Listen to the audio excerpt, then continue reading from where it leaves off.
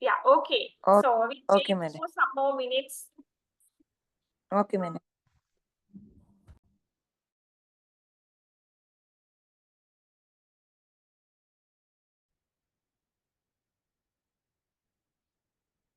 You can't remember. Is that so?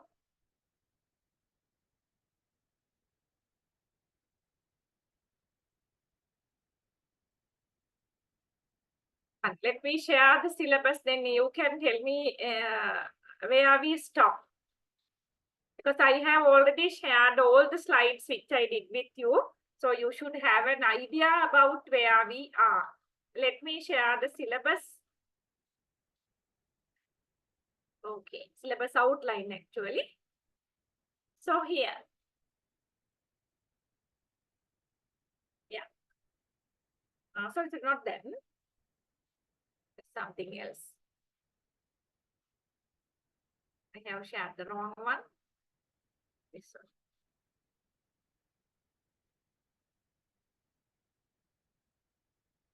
Okay, so here you can see Introduction to Language and Linguistics. I'm sure we completed.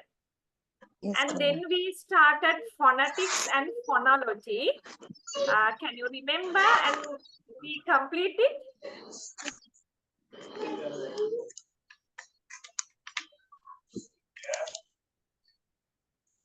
Yes, tell me.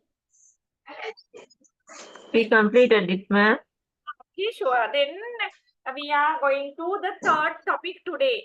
So then it's okay. I think we are going according to the order. Okay. So we'll go to today's lesson, which I shared with you all early. So today we are moving to the third topic. The title of the topic is morphology. Last week we did phonology. Today we are going to study morphology. Okay. Have you studied morphology early?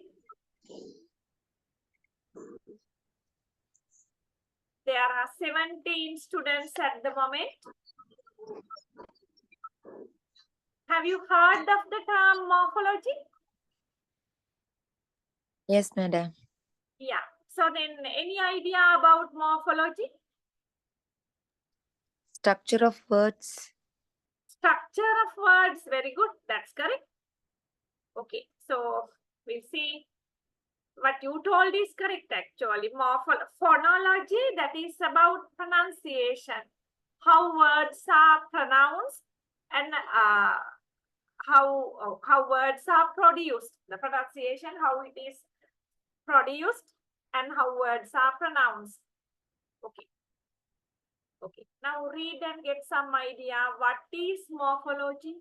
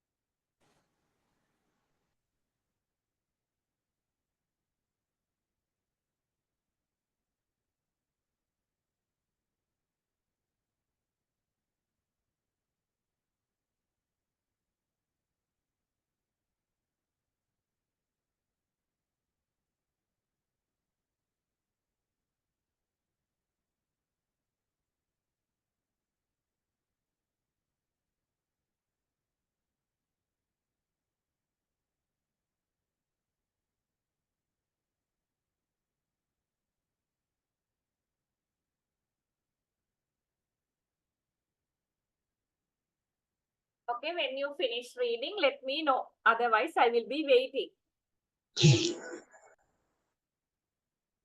Finished, ma'am. Okay. So the headline here, the title here is What is Morphology? So you should have some idea about it because that is what we are going to study further. Morphology is a study of words. Okay, it's a kind of study of words. It basically deals with word formation. Okay, so basically morphology, the field of morphology deals with word formation. That means how words are formed and examines the relationship between words, and also morphology studies the relationship between words, and morphology analyzes their constituent elements. So then they are how these words are formed. Okay, we see, we will be learning those things. Morphology focuses on the various morphemes that make up a word. So when we take a word, inside the word, there are morphemes. Okay, so a word is a combination of morphemes. Okay, so we'll be learning about morphemes. The concepts such as morphemes, morph, and allomorphs are basic to the study of morphology. Morphemes, morph, allomorph. And don't get confused with these terms. So these are technical terms. Okay, so you need not to worry. So that is the term the linguistic use to name them. Morpheme, that is a technical term. Morph, that is a technical term. Allomorph, that is also a technical term. But once you understand what morphemes are, what morphs are, what allomorphs are, you will be comfortable. Okay, up to now, is it clear? There is a message. What is that?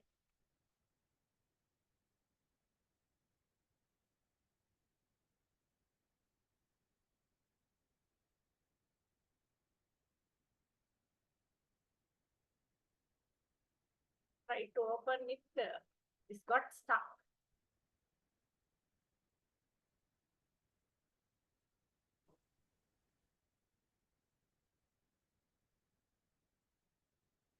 Okay, so something is processing in my laptop. You have to wait till it's over. I just wanted to read the message in the chat box. When I click it, I don't know what happened. Okay.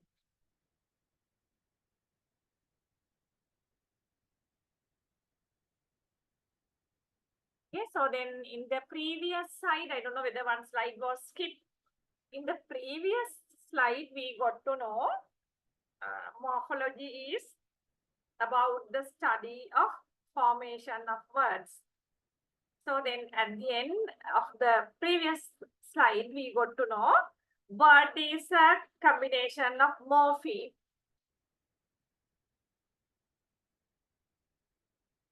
Can you hear me? Yes, madam. Hi, okay, but can you see me?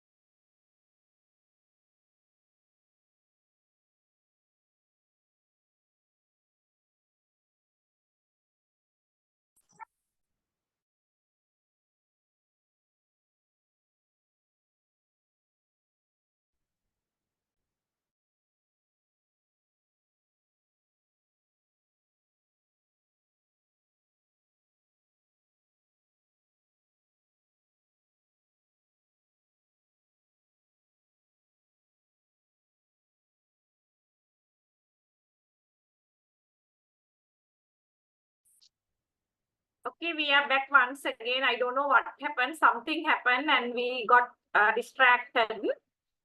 So I will be sharing the slides once again. Let me give few minutes. Yeah.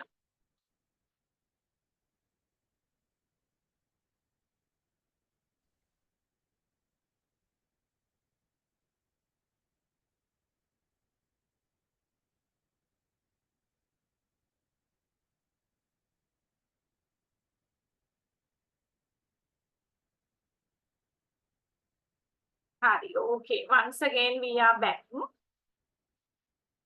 Okay, so what we were discussing. Hari, okay. So morphology. What is morphology? And we discussed that. And then here towards the end, we got to know the concepts such as morphemes, morph, and allomorph are basic to the study of morphology. If you are going to study morphology, definitely you have to study morphemes, morphs, allomorphs. Okay, so that is why we are going to study them in detail. Okay, morpheme, morph, allomorph. Okay, see. Read.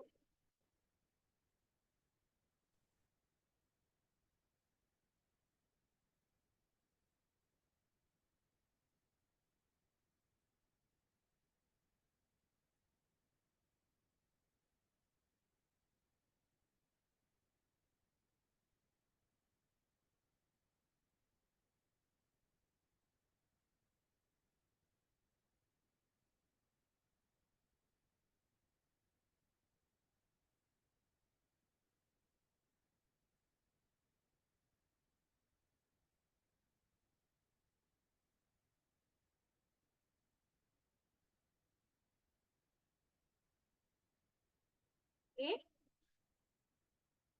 Okay, madam. Okay. So morpheme, the term morpheme has two words in it. You see, morph-eme, morpheme. Okay, so morph, the meaning is shape. Eme, the meaning is meaning actually. Okay, so morpheme means inside morpheme, shape plus meaning is there. The word morpheme consists of two parts, morph and eme. Morph is the shape of the word, and when we add eme to morph, it becomes morpheme. Okay, so then nothing serious is here to understand. So when you are studying things, you have to relax actually. You should not panic and you should not unnecessarily think of certain things. Okay, morpheme is a combination of two words, morph and eme. So morph meaning is shape, eme meaning is meaning. Okay, we'll see.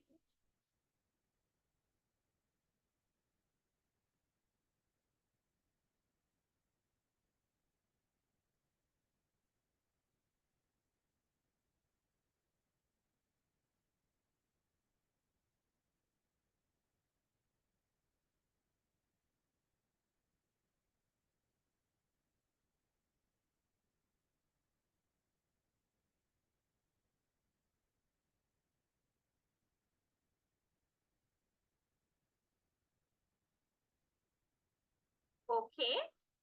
Morpheme is the smallest meaningful unit that cannot be further divided and analyzed. Okay, so we were talking about morpheme. Up to now, you are not clear about what it is, but now it should be clear. So what is morpheme? Morpheme is the smallest meaningful unit that cannot be further divided and analyzed. Okay? So for example, see the word unjustifiable. And this word unjustifiable consists of three morphemes. You see, un, justified, able. So when these three morphemes get together, we can have the word unjustifiable. Is it clear to you all? Yes, madam. Okay. We'll go further. Yeah, here. Silently read. Then you can get some idea.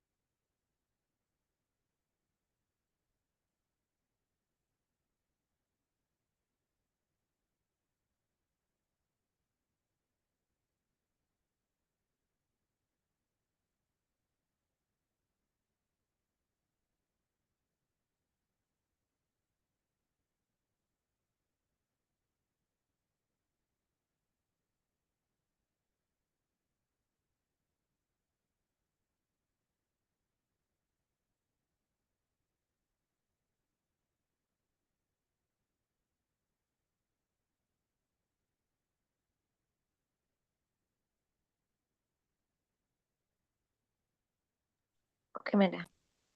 Yes. Finished? Yes, madam. Okay. Unjustifiable. So then here, un is a prefix, which means not. You know what prefix? It is a kind of affix. Affix are two types, prefixes and suffixes. Prefixes come before the word. Suffixes come after the word. So, un is a prefix, which means not. The meaning of un is not. And in this example, it is used to negate the adjective justifiable. Okay, so because of this prefix un, the meaning becomes negative. Justifiable means sadharaneekarane kala haki, something that can be justified. But unjustifiable means opposite. The suffix able is used to form adjective that is usually placed at the end of a verb such as usable, lovable, definable, like that. Okay, so then here when you see these three morphemes, un is a prefix, justify that is there, and the other side able that is a suffix. So all the three morphemes, unjustified and able, in the word unjustifiable are indivisible. If we divide them further, they will lose their meaning. Indivisible means when we take each of these morpheme, we cannot further break them down meaningfully. You can just give a try. You just check whether the word un can it be further divided? Justify. Madam. It cannot be further divided, even able. Okay, so now you should understand morpheme is the smallest meaningful unit which form words. Now is it clear to you? Morpheme is the smallest meaningful unit that cannot be further divided and analyzed. Are you clear up to now? Yes, madam. Yes. Okay, we'll go some more.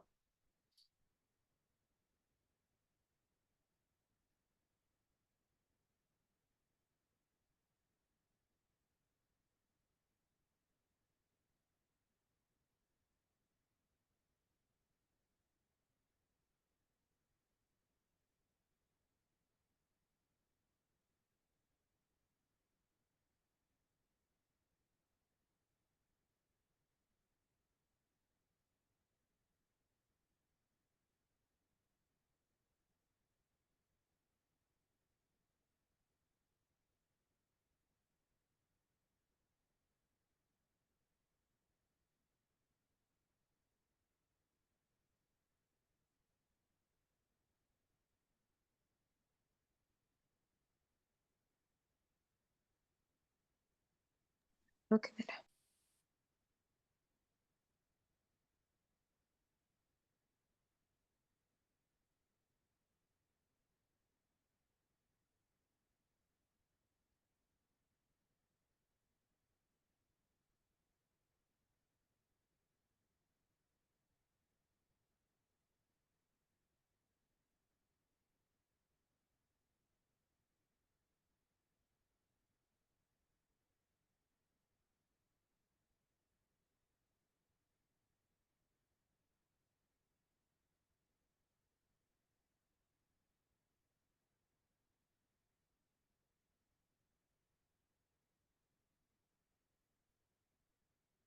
Okay, so we'll see.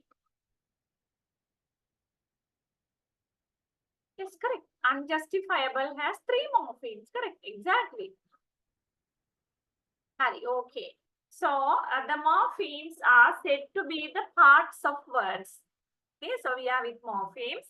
Morphemes are parts of words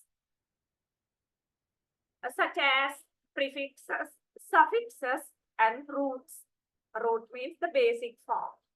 For example, in the same word, unjustifiable. Un is the prefix. Justify, that is the root. Able, that is the suffix. Okay.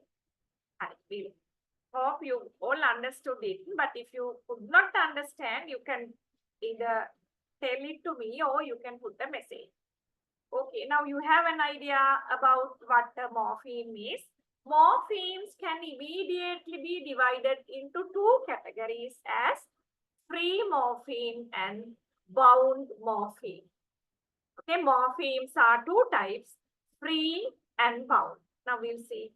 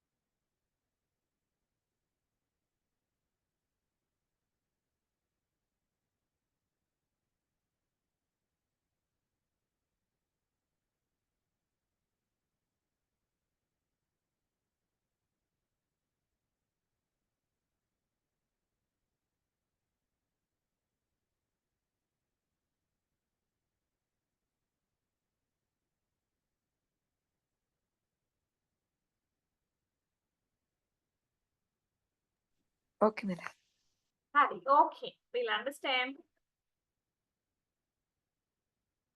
Free morpheme.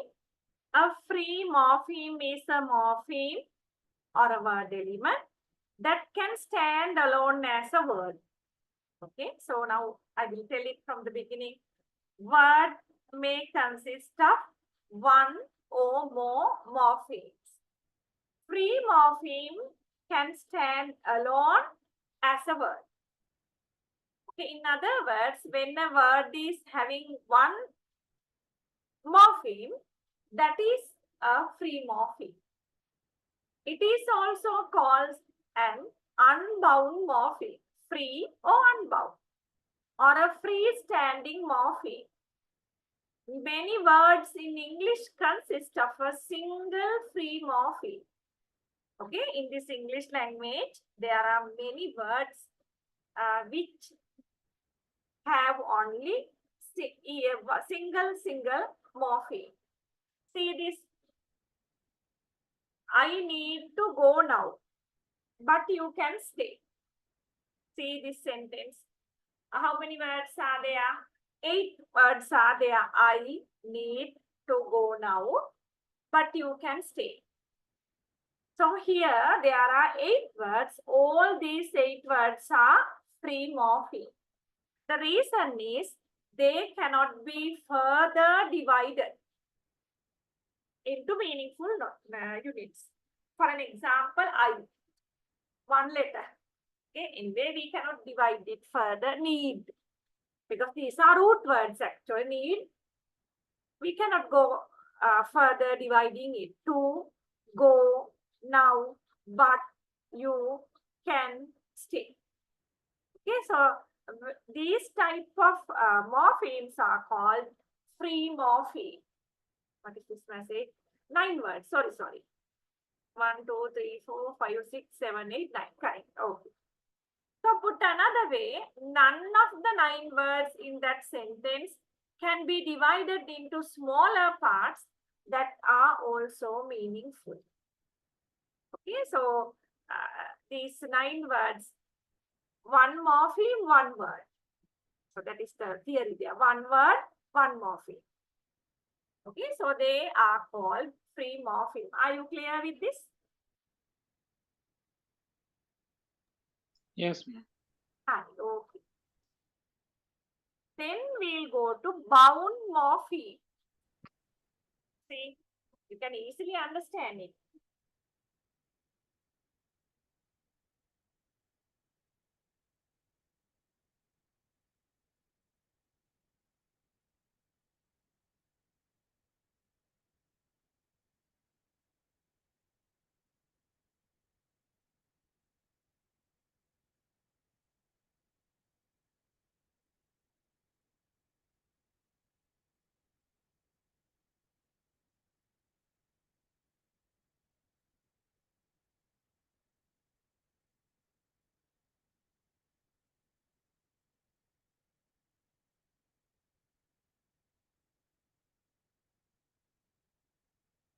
Okay. Okay. So a bound morpheme is a word element that cannot stand alone as a word, including both prefixes and suffixes. Okay, a bound morpheme is a word element that cannot stand alone as a word, including both prefixes and suffixes. Okay, so attaching a bound morpheme to a free morpheme, such as by adding the prefix re to the verb start, creates a new word or at least a new form of a word. In the case, restart. Okay, so whatever mentioned here, we'll understand it. So bound morpheme has to join another morpheme to give a meaning. So when they stand alone, they do not convey any meaning. Okay, so here there are 2 examples. Enrich, happiness. So what I have bolded, they are bound morpheme. So they are called bound morpheme when they are alone. For an example, in, ness, they do not convey any meaning.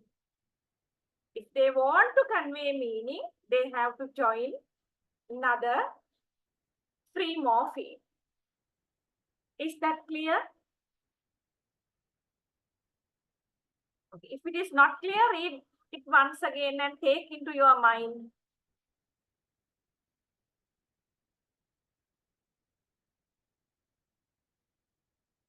And after the lecture, you should not be with doubts. So all the doubts you have to verify.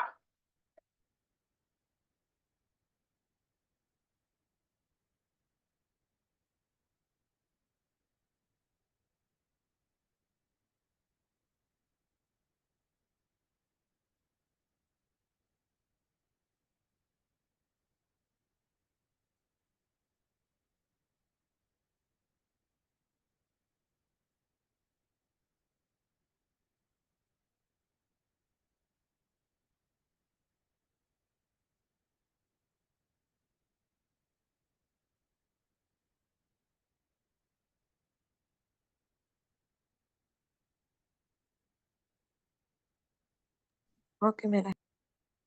Okay. Okay means it's clear. Okay, we'll see. Okay, now we are stopping talking about morpheme and now we are going to morph. Are you ready? Okay, now read what a morph is.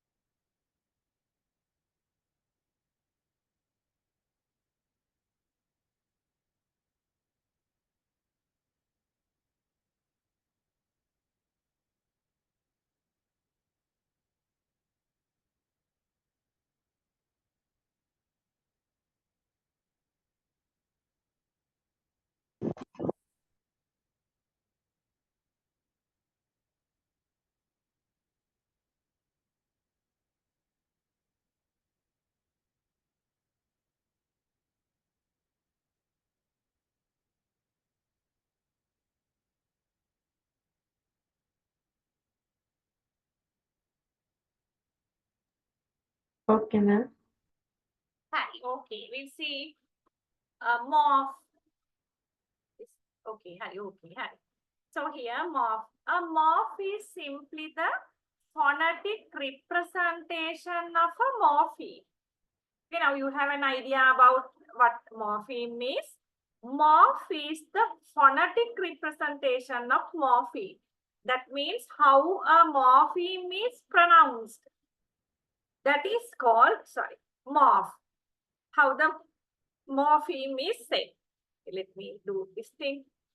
Yeah, 1 minute. So here, let me color this, then it will be very clear for you.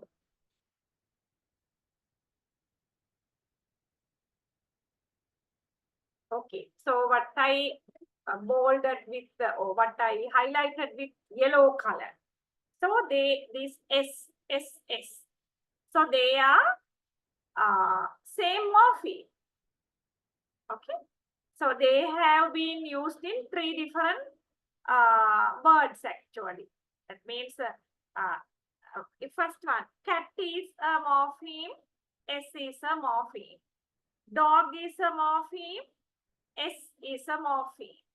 House is a morpheme, S is a morpheme. But the first part, there are 3 different morpheme, cat, dog, house. But the latter part, S, S, S, they are the same morpheme.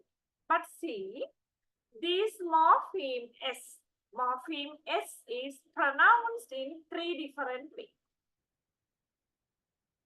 Okay, so this is not our pronunciation. This is native speakers' pronunciation. They will say cats, dogs, houses. Okay, but we don't pronounce it like that. But native speakers, they pronounce like this. This is sa, z, is are the different sound of same morpheme. S. Is that clear to you? Yes. Okay. Read this also.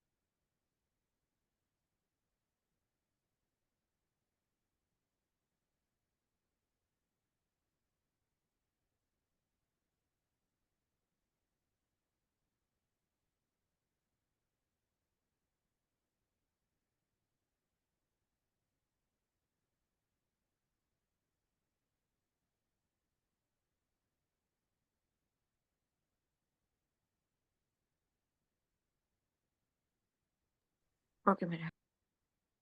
Hari, okay. For example, man. So that is a word.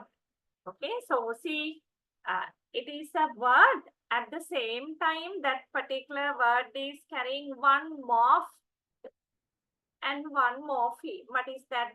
Morph means pronunciation. Man. Huh? So at the same time, it is having one morpheme because man cannot be further divided.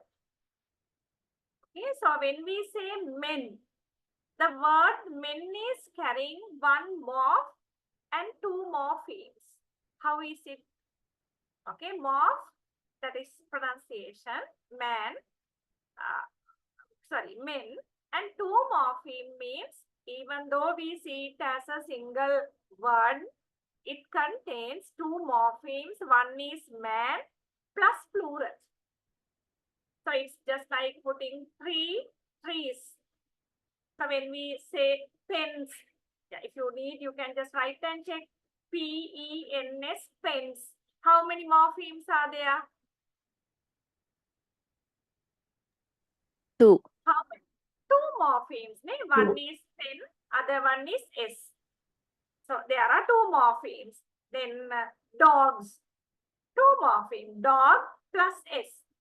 Here also, even though we do not see it very clearly, when it comes to meaning, there are two morphemes. One is man, other one is the plural form of the man. Because the men cannot be divided, so it is the actual form of the word. That means the morph. But this single form is carrying two different meanings, man plus plural. Okay, means the two morphemes. Is it clear to you?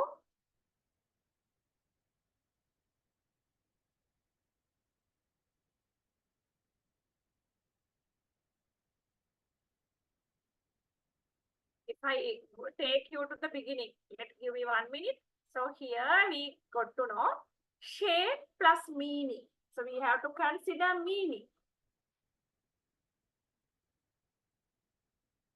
Okay.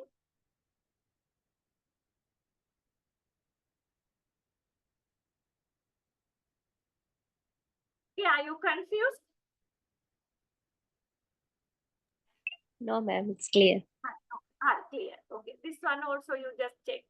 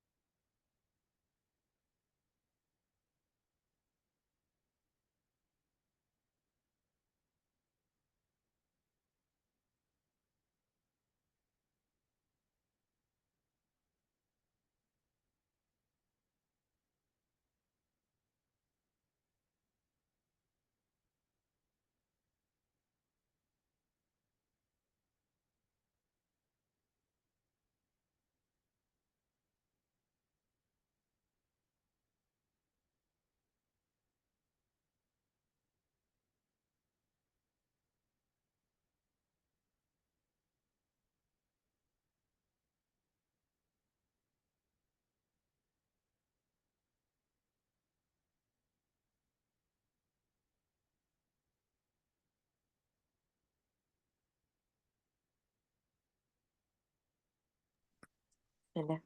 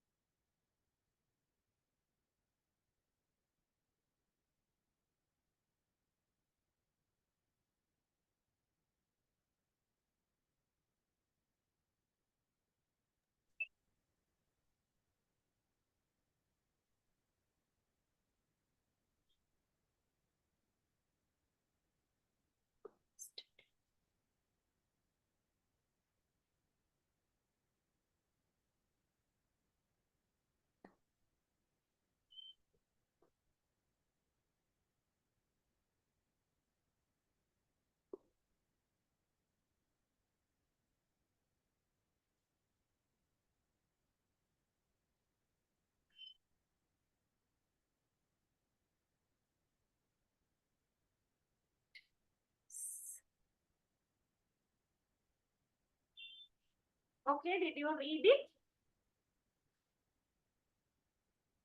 Yes, ma'am. Okay, so here, students. The word students is carrying two morphs. Student plus S, students. As well as two morphemes. Student plus plural maker. Sorry, marker. Plural marker. So there are two morphs. Students. There are two morphs plus two morphemes. So why do we say so? The way we pronounce student is different from the way we pronounce students. So at the end, sir sound is there. So there are two morph and two morphemes. Thus, a morph can be defined as a physical form representing some morpheme in a language. It is a recurrent distinctive sound or sequence of sound phonemes. Okay, we learn them further.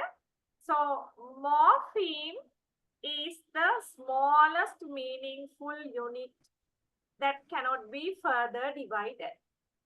That is morpheme. Morph means it's about pronunciation. The meaningful smallest sound unit. Yeah, let me check. Phonetic representation of a morpheme. Morpheme is the smallest meaningful unit that cannot be further divided. Combination of morpheme is a word. But the pronunciation of this morpheme is called morph. Are you clear?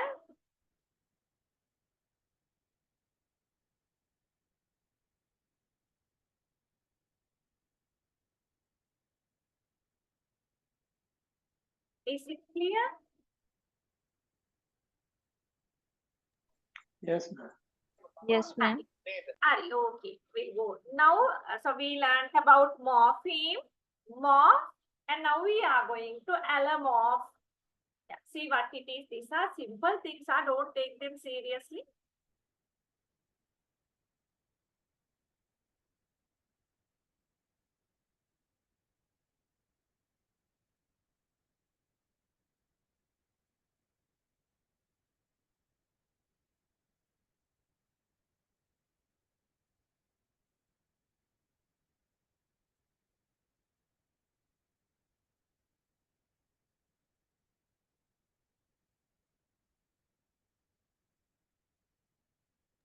Okay.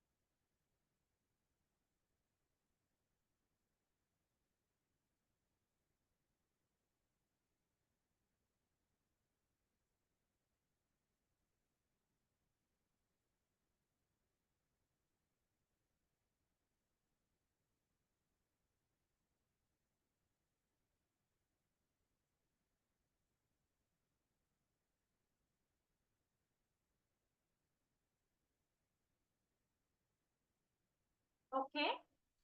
Hope you read it.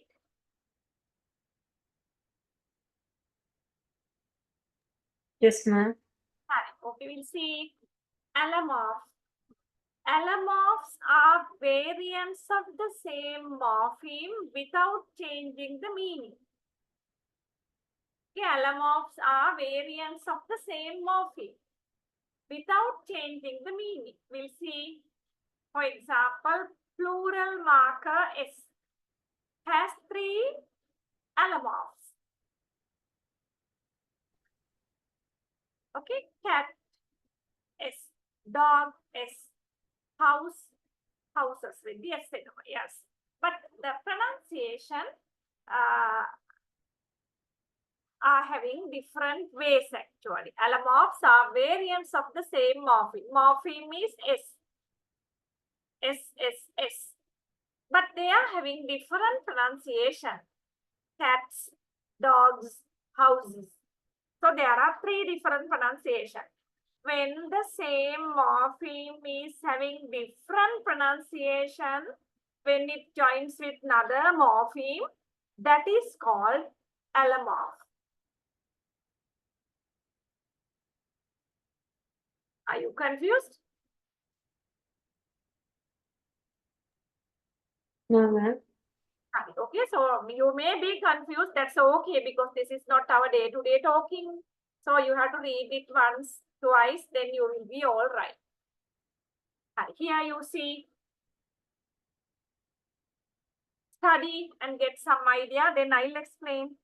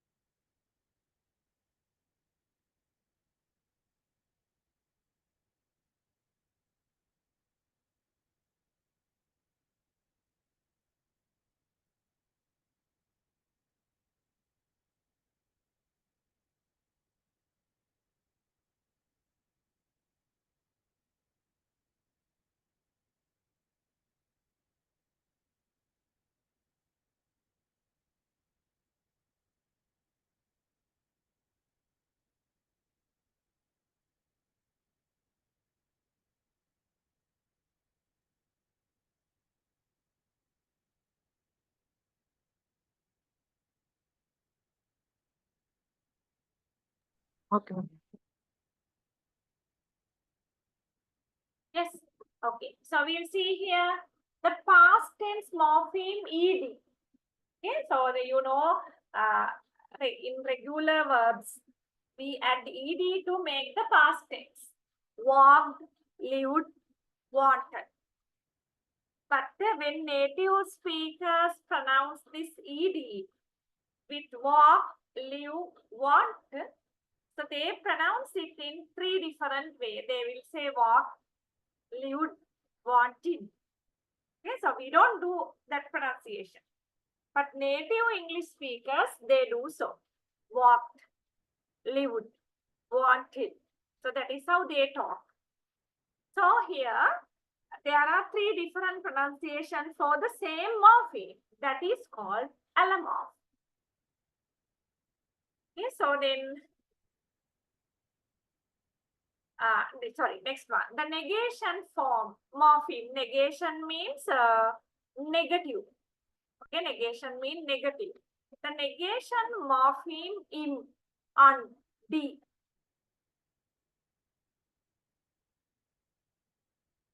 Okay, so but there are 3 different forms as well as 3 different pronunciation, but the same meaning. Impossible, that means not possible. Unfaithful, not faithful. Demotivate, not motivate. So they are having the same meaning, but different pronunciation and different appearance. They also can be called allomorph. But here, ed, same. But im and d, they do not look the same when we analyze the letters. But still, they can be allomorph because they are having the same meaning but different pronunciation. Is that also okay?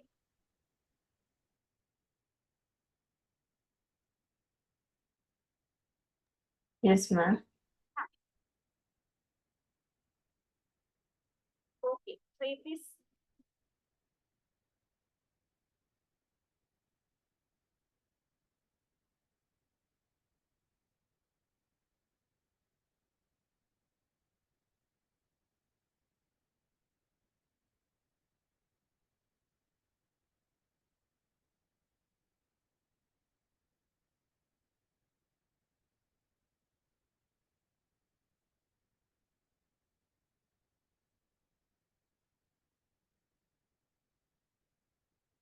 Hello.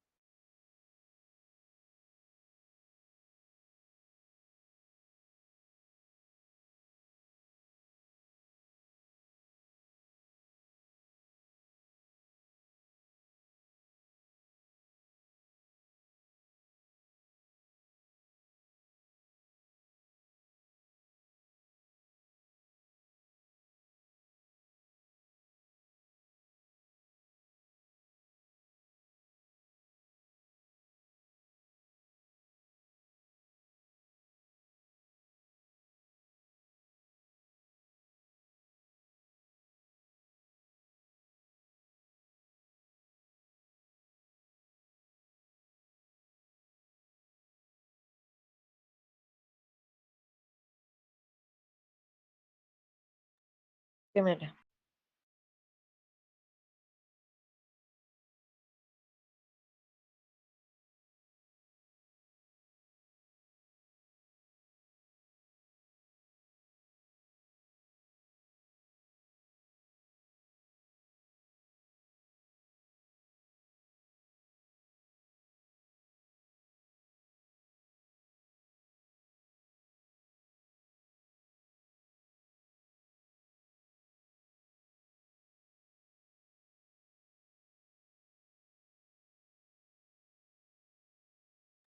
Okay, did you read it? Yes, madam. Okay, we'll understand. So inflectional and derivational, or inflection and derivation, they are another technical terms. Okay, now we will understand what is inside these technical terms. Inflection is the process of adding an affix to a word. Affix means either a prefix or a suffix to a word, or changing it in some other way according to the rules of the grammar of a language. So we can't simply add prefixes and suffixes. So there are certain rules. Inflectional morphology studies the way in which words vary in order to express grammatical contrast in sentences such as singular, plural, or present past tense. So when we talk about inflection, there's no huge change in the meaning. The meaning remains same, but grammatically, the morpheme or the word changes. See the examples: boy and boys. So boy is the basic word, root word. Boys, that is an inflectional word. For example, are two forms of the same verbs. The choice between them, singular or plural, is a matter of grammar. So when we add prefix or a suffix to a word, and when it grammatically changes, that is called inflectional. It's a matter of grammar.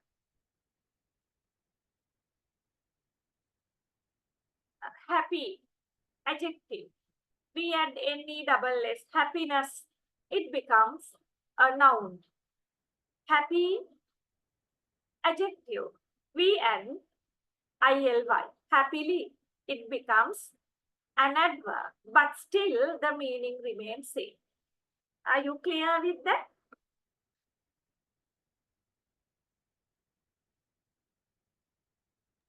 Yes.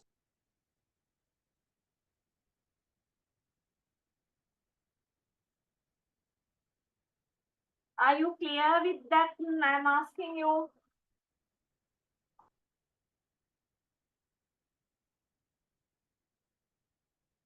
Yes, ma'am. Okay, we'll go to the next one.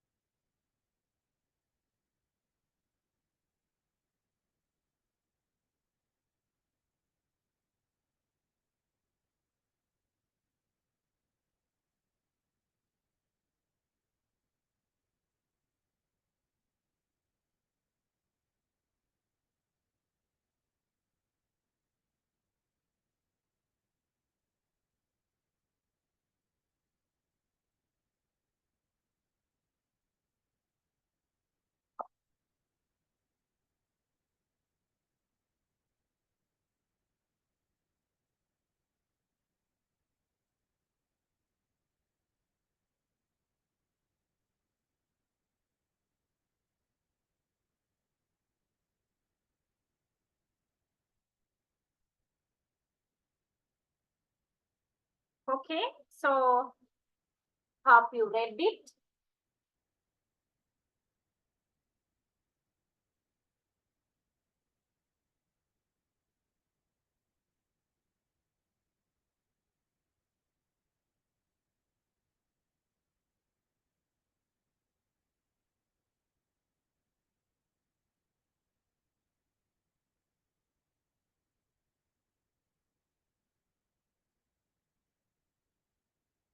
Got it? I will explain.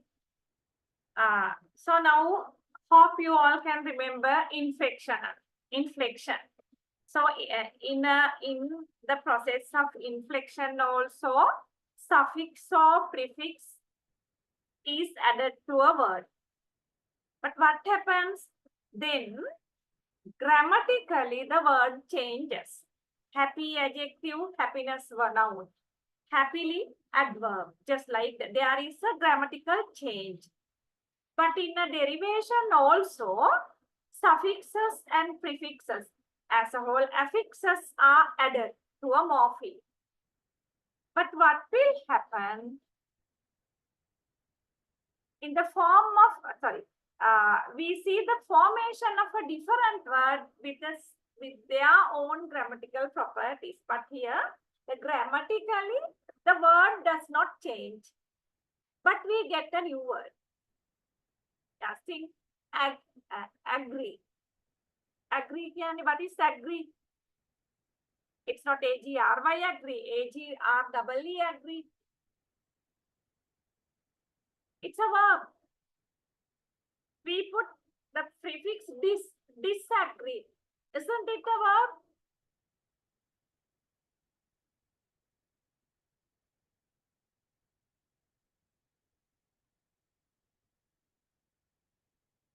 Yes.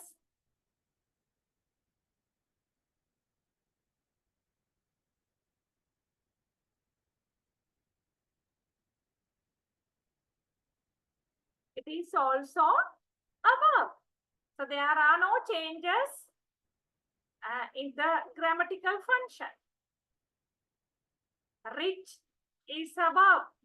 Enrich, that is also a verb. Further, we will understand it. Read this and understand if it is not clear.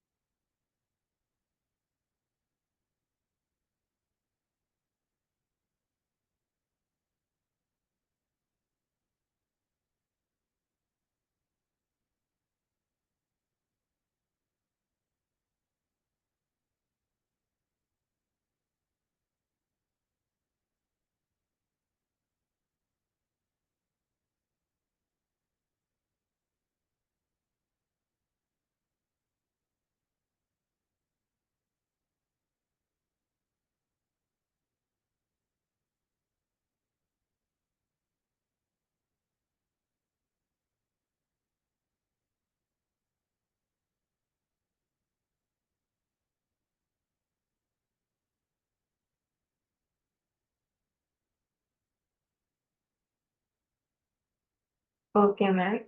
Okay. The same thing in a different way actually. Okay, I'll see whether I need to read everything again. In inflection, suffix is added to a root. For example, agreed and agrees. So D is a suffix. S is also a suffix. And don't allow any further affixation or of a suffix. Such suffix which we do not allow further affixation are called inflections or inflectional suffixes. That's not necessary. So what you need to understand is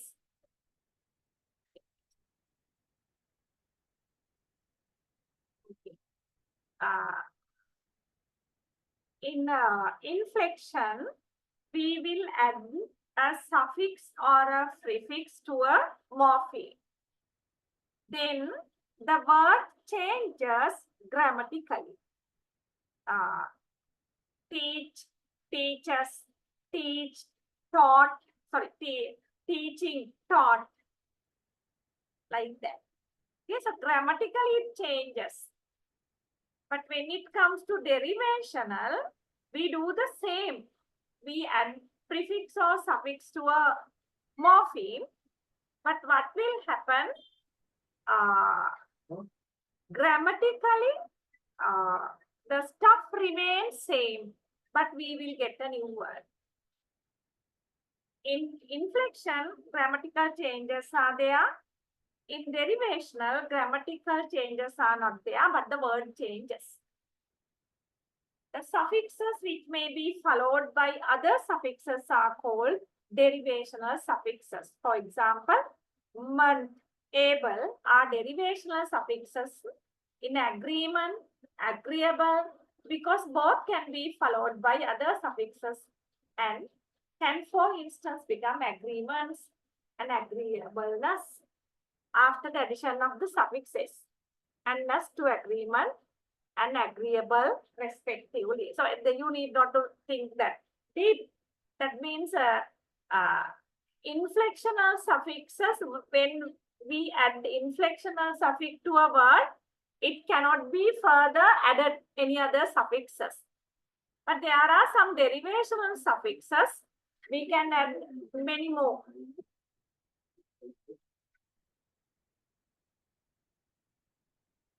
Okay, for an example, agree, agreeable, agreeableness. Very rarely we say like that, but that is grammatically correct. We'll go to the next one. Yeah, see.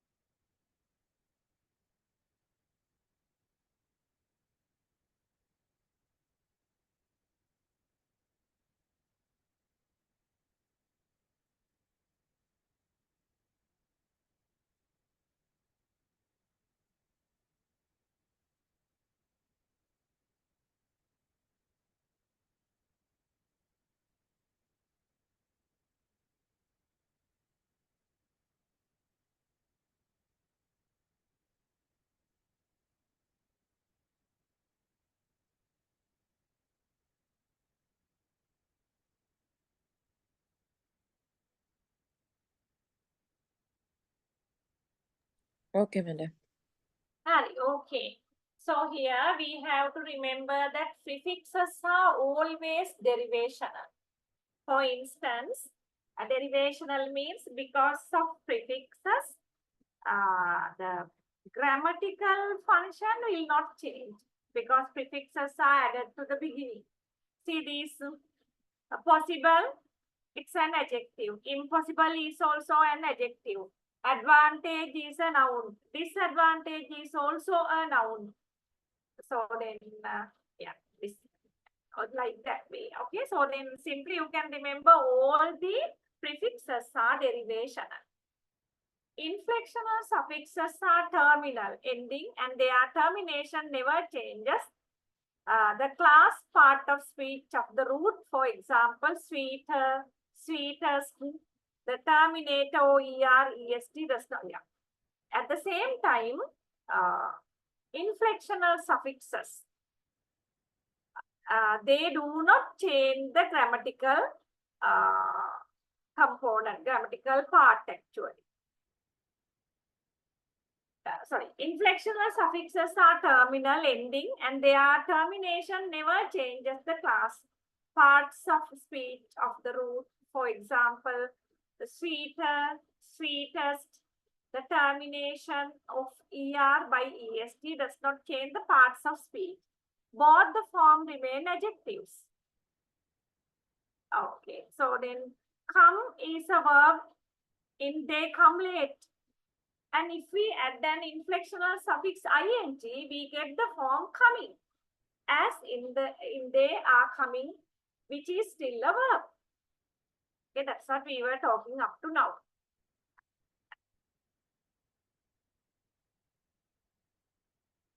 See.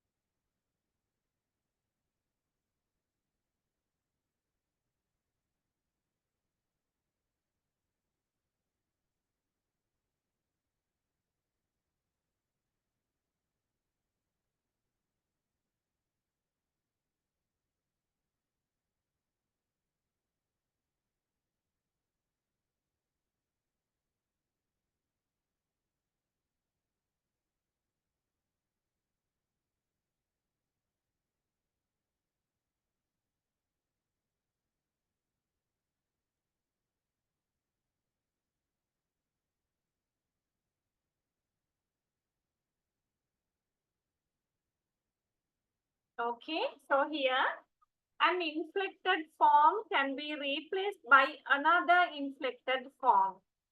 Okay, so if it is confusing for you, I will explain. He drinks. Okay, so drinks is an inflected form because drink and we add s suffix drinks. So he drinks. If you want to replace this inflected form, which is drinks, with another one, it should be another inflected form only. Okay, we can say he drinks, grammatically correct, simple present. He steals, he plays, but we cannot replace uninflected form like play, steal, drink. So then it is grammatically wrong. We can't say he drink. It's wrong. It should be he drinks. He steals. It's okay. But we can't say he steal. That is grammatically wrong.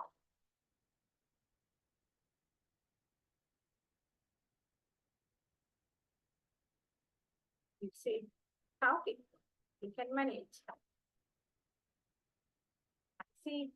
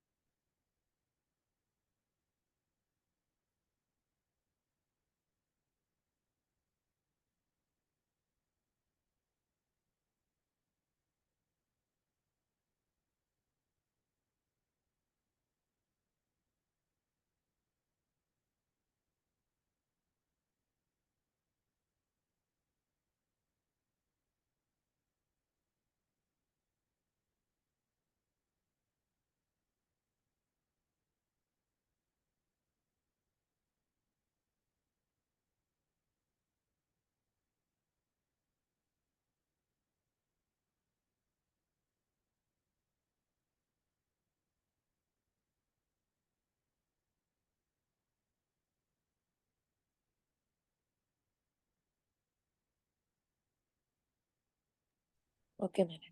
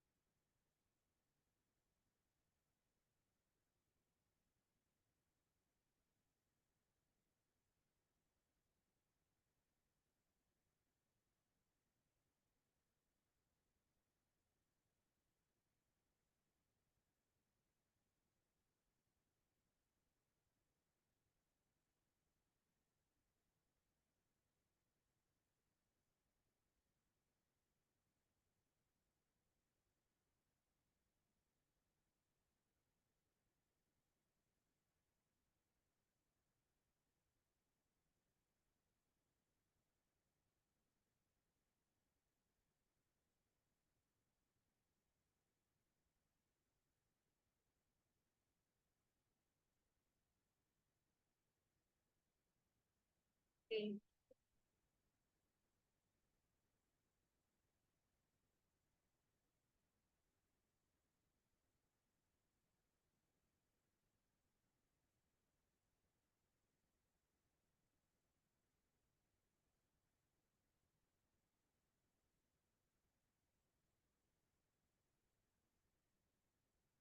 Okay, so okay, you read.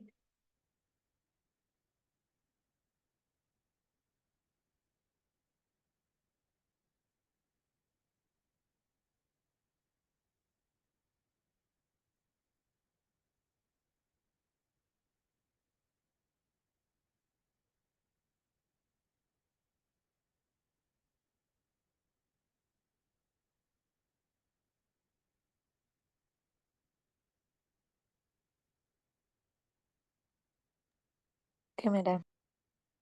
Hari, okay, we'll see.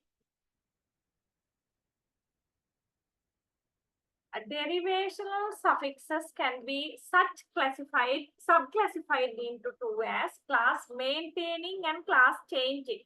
Now, derivational suffixes, is that clear to you?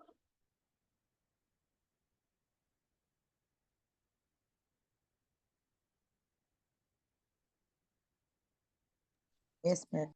So, derivation does not change the grammatical function actually. The class maintaining derivational suffixes are those which produce a derived form of the same class as the undergoing form. They do not change the class of a part speech. I see the example: boyhood, childhood, kinship, friendship. Hood and ship are class maintaining derivational suffixes. In these examples, they produce nouns out of nouns by after suffixation. Boy is a morpheme. Hood is also a morpheme, that is a suffix. Boyhood. So boy is a noun. Boyhood is a noun. So they maintain the class. Child is a noun. Childhood is also a noun. Kin is a noun. Kinship is a noun. Friend is a noun. Friendship is a noun. Okay. Read this also.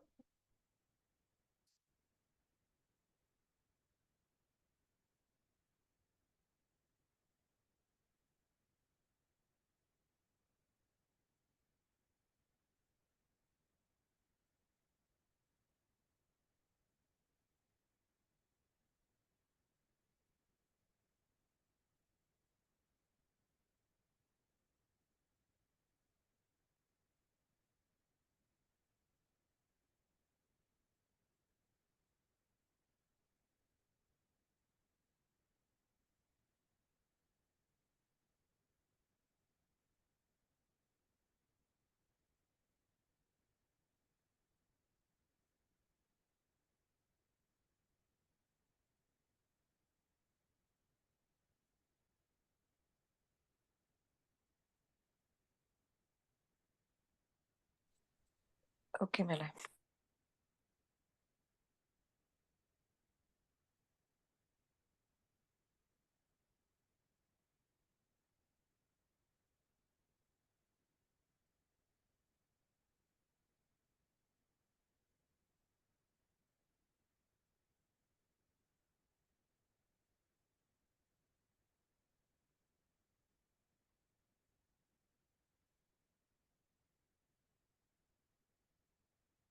Okay, what is this message?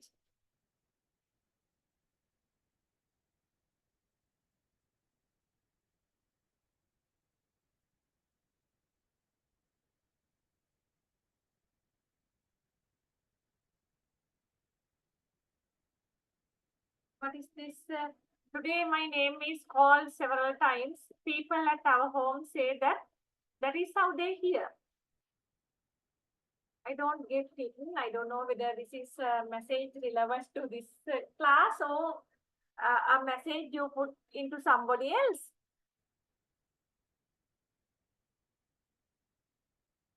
Okay, we'll see. The class changing derivations are those that produce a derived form of another class. In teach, teacher. Boy, boys, teach is a verb, teacher is a noun. Boy is a noun, boys is an adjective. Develop is a verb, development is a noun. National or nation is a noun, national is an adjective. Okay, so just like that, class maintaining and class changing. Okay, give me 1 second. I want to do a small exercise with you. Let me copy it, then it's convenient for you.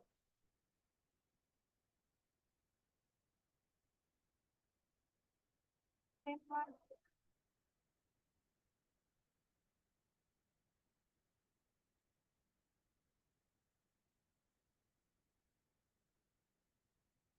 me 1 second.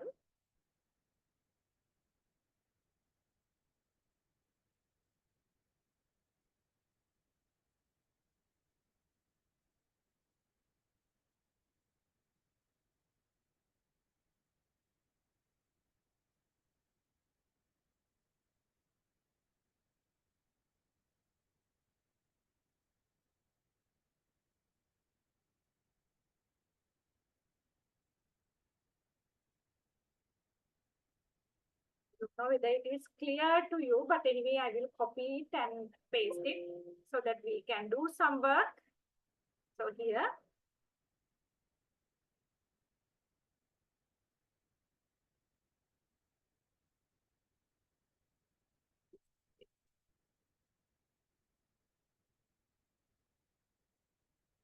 okay, sure, Sumaya, I'll do so. So here you can see list the morpheme. Sorry for the clarity. List the morpheme in each word below and state whether each morpheme is free or bound. If it is not clear, I will read out. You just write. Okay. Get a pen and a piece of paper. Write down what I am telling.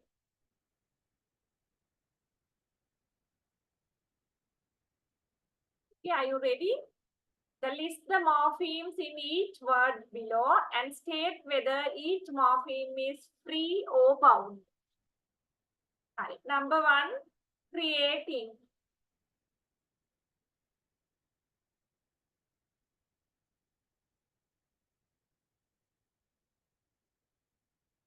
Then C word.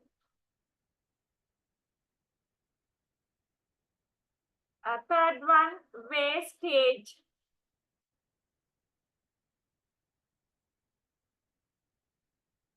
Then incomplete. Incomplete.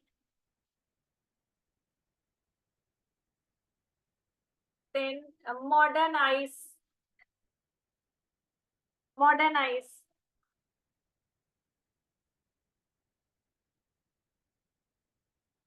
Number 6, unhealthy. unhealthy.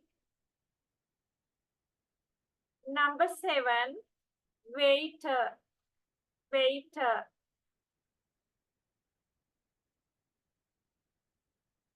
Number 8, reconsider, reconsider.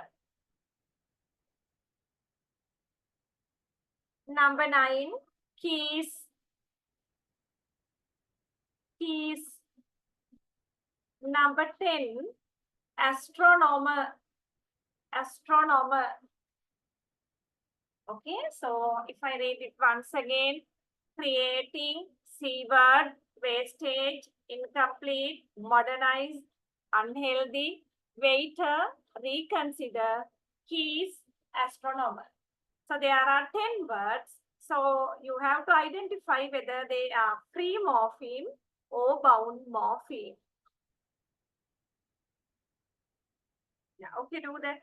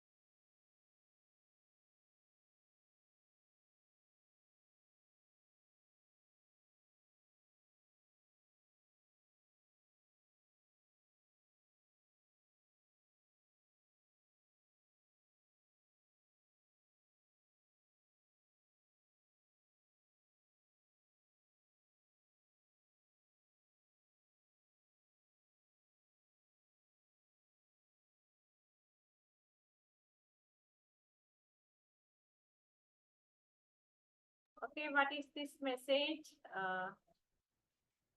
No. You can't say all seems bound morpheme.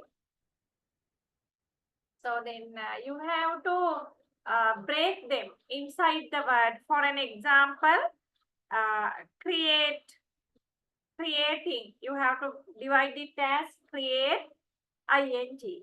Create is a free morpheme. Ing is the bound morpheme. Just like that. Okay, did you get it?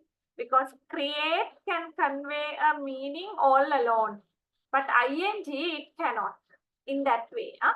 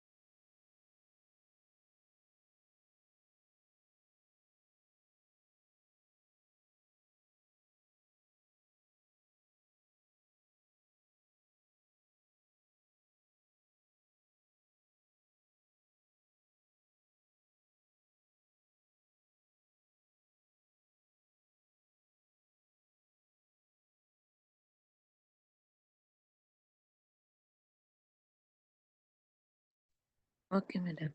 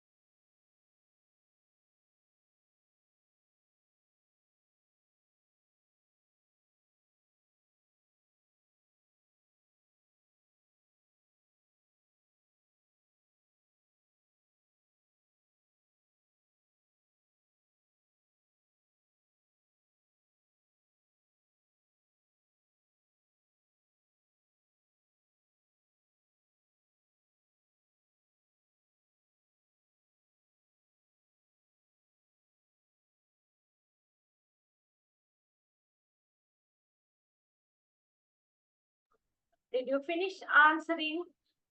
Okay, Hari, okay. Sumaya has finished. What about others? Finish, ma'am. Finished. Shall we check? Okay, madam. Hari, okay, wait. Hari, we'll go to first one. Creating. So it contains two morphemes. Okay, one is create, other one is ing, ing. So create is a free morpheme, ing is a bound morpheme.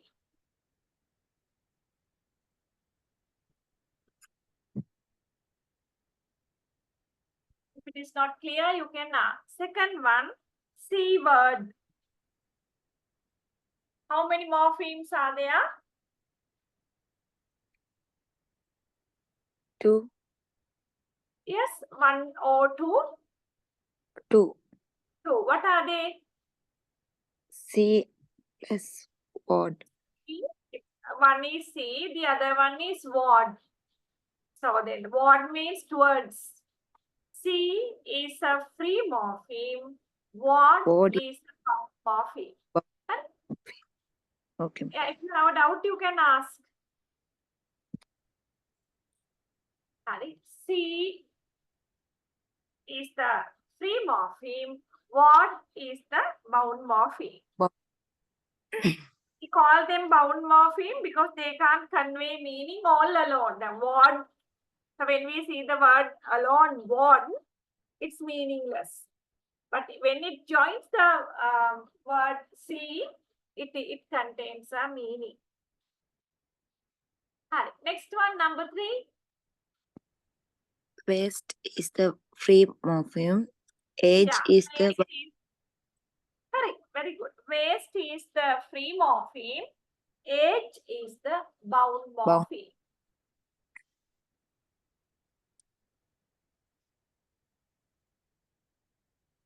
So, but when we take the word age, it is having a meaning. But it's not going with this. Huh? So, when we remove it from this word, it doesn't have a meaning. Alright, next one. In is the bound morpheme. Complete is the free morpheme. Very good. In is the bound morpheme. Complete is the free morpheme. Yeah. Number 5, modernize. Modern is a free morpheme. I is a D. I Oh, is that I is is the Bound Bound. morpheme. Unhealthy. Un is the bound morpheme. Healthy is a free morpheme. Very good. So then here they are, but this, you should remember this also, I forgot to tell you. In the word unhealthy, there are three morphemes. Unhealth, Y කියන sound එක. Ah. Okay, so there are three morphemes. Unhealth, the last one, Y. So all these Madam, three is together the we call unhealthy. But then Y only still one, health is only the free morpheme. Free morpheme. And Y is Y is the bound bound morpheme. morpheme. They are bound morpheme, yes. Okay, madam. Honey. Next one. Weight is the free morpheme. ER is the bound morpheme. Very good. Weight is free morpheme. ER is the bound morpheme.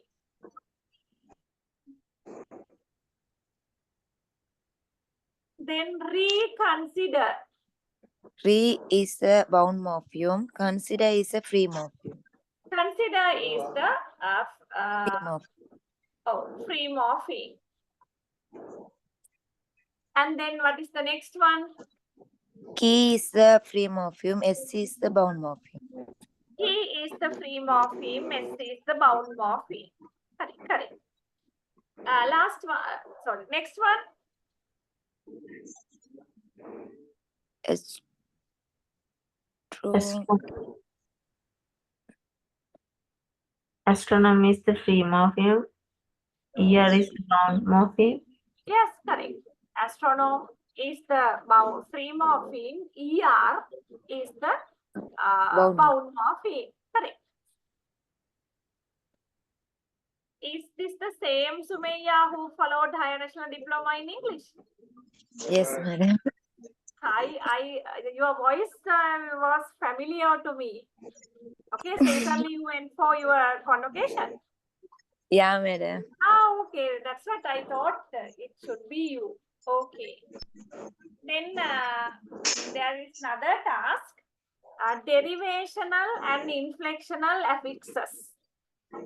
So there are affixes, prefixes or suffixes. You have to check whether they are derivational or inflectional. Shall I read the word? Okay, madam. Right. Number one, rider. Rider. Number two, called. Number three, silver. Number four, lens. Number five, legs. Number six, reader. Number seven, redder.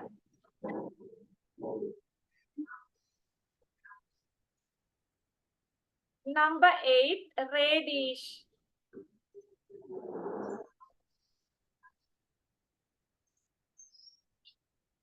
Number nine, redness.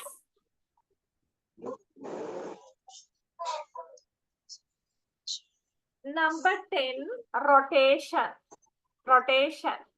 If I read them once again, rider, holder, silver, lens, legs, reader, redder, reddish, redness, rotation. Okay, so you have to say simple inflectional or derivational affixes.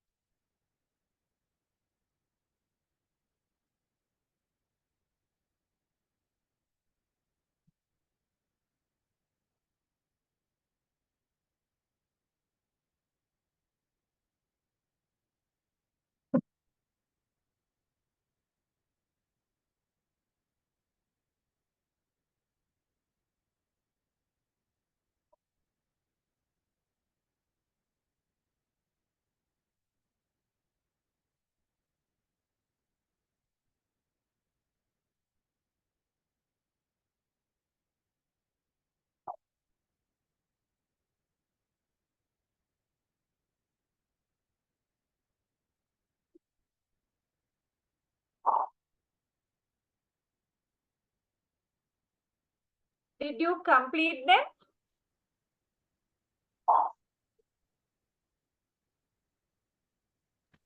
Yes, madam.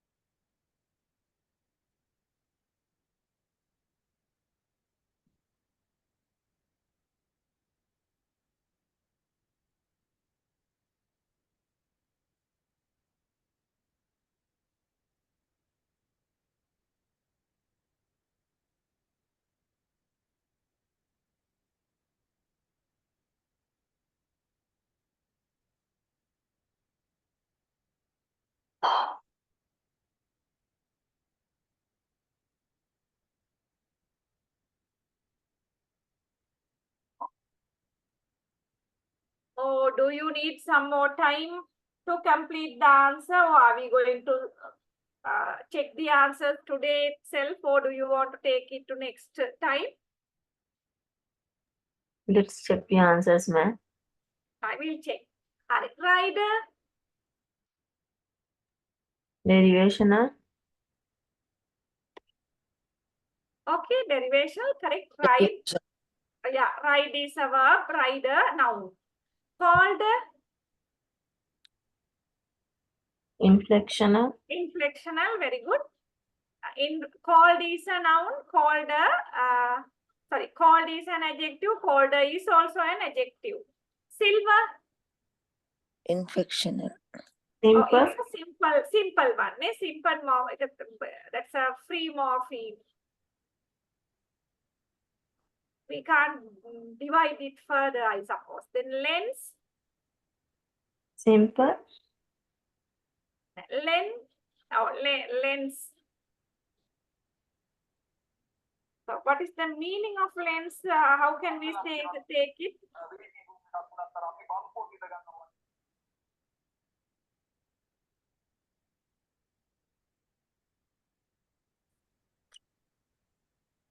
Yes.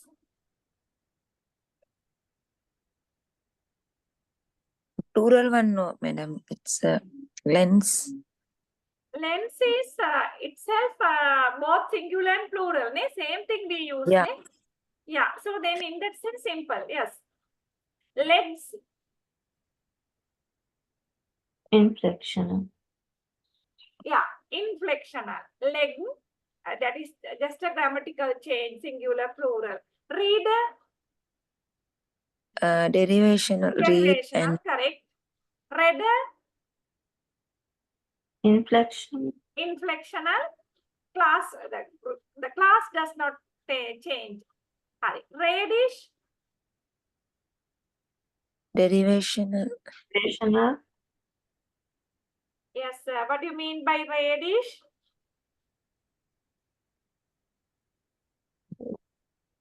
Think.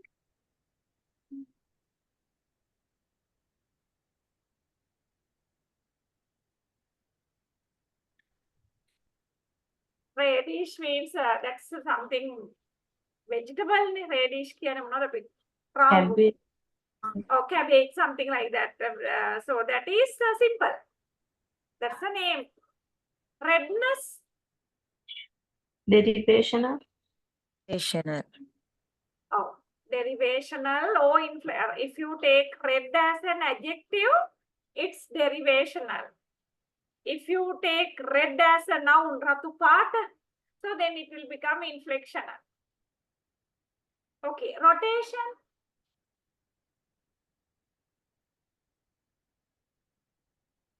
Rotation. Rotate is a verb. Rotation is a noun. Noun. Derivational. Hari. Okay. So what's the time, Hari? Okay. Hope you got some clear idea about morphology. So then there are certain other parts. Okay, we'll continue. So next week onwards, I will share these slides before the lecture. Okay. Shall we wind up the session? Okay, madam. Okay, madam. Okay, Thank you. then good night. Have a nice Thank time. Night. Okay. Good night, madam. Okay, good night. Good night, madam. Okay, good night.